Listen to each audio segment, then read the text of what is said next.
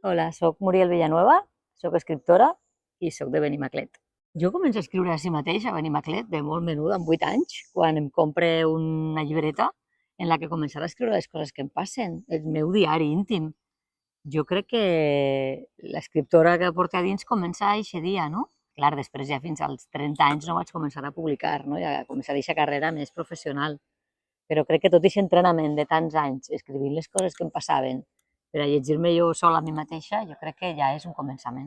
Dels 50 llibres que porto publicats, hi ha de tot.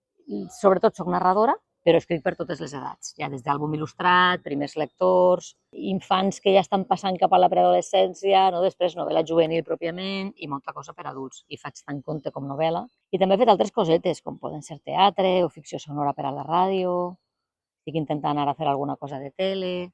És el meu llibre número 50 i és un llibre que va néixer d'idees de la meva filla, que és una persona molt creativa i que ara té aquesta edat i que em dona moltes idees per escriure coses. El cel de l'aigua és la meva última novel·la juvenil, és de Sembrar llibres, que està a si mateix a Benimaclet també, i ha merescut 2 premis a obra publicada i tracta sobre el guarniment dels carrers durant les festes de Gràcia, i tot gira al voltant de la plaça del Diamant, de Mercè Rodoreda. Jo sóc, clar, de Benimaclet de tota la vida i a més ho dic sempre, i jo vaig viure també ací fins als 25 anys i després ja me'n vaig anar, però clar, per a mi és com ma casa, Benimaclet. Jo he crescut havent encara molta horta al voltant de Benimaclet.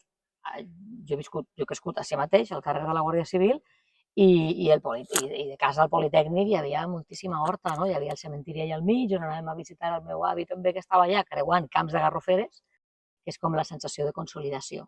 Jo sempre dic, tinc a casa, no? Un prestatge amb tots els llibres meus i un altre prestatge amb tots els premis. I jo me'ls mire cada dia, perquè és com la sensació de que sí que puc, de que estic ací, que estic fent alguna cosa amb la meva vida, no?